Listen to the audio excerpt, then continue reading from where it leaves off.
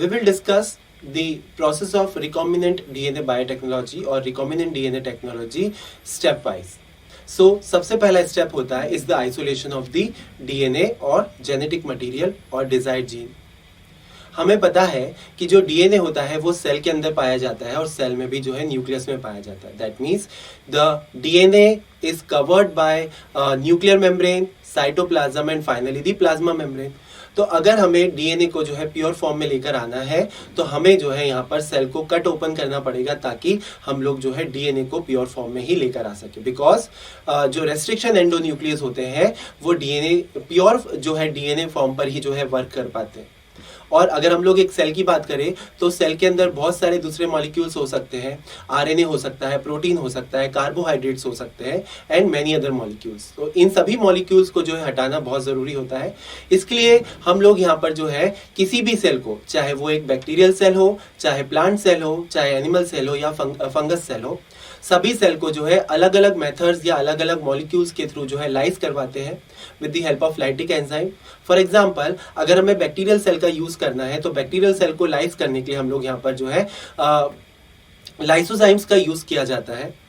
Plant cell की बात करें तो यहाँ पर सेलुलेज एंजाइम्स का यूज किया जाता है. एनिमल सेल की बात करें तो यहाँ पर जो है कुछ प्रोटीएजेस एंजाइम्स का यूज किया जाता है या लाइपेजेस का यूज किया जाता है. और फंगस के लिए जो है यहाँ पर काइटिनेज एंजाइम्स का यूज किया जाता है. ये सारे एंजाइम्स जो है अपने अपने सेल, जिस सेल पर ये काम करते हैं उनको जो है कट ओपन कर देते हैं, जिसके कारण जो है सारा cytoplasm along with the nucleus बाहर आ जाता है. अब साइटोप्लाज्म में राइबोसोम्स भी हैं, कुछ हिस्टोन प्रोटीन्स भी होते हैं तो डीएनए के साथ जुड़े हुए होते हैं, अदर प्रोटीन्स होते हैं. इन सारी चीज़ों को जो है हटाना बहुत ज़रूरी होता है और इसके लिए यहाँ पर जो है प्रोटीन को क्लीव करने के लिए या प्रोटीन को डाइजेस्ट करने के लिए हम लोग लेते हैं प्रोटीएजेज एंजाइम की हेल्प. आरएनए को खत्म करने के लिए लिया जाता है आरएनएज एंजाइम. इस तरह से जो है अलग अलग एंजाइम्स और एजेंट्स का यूज करके हम लोग सेल के अंदर से सारी इंप्योरिटी जो है हटा देते हैं.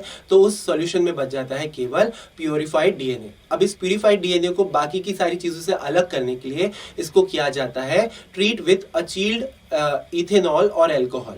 जनरली इथेनॉल को आइस कोल्ड कंडीशन में जो है ऐड किया जाता है with the solution containing DNA.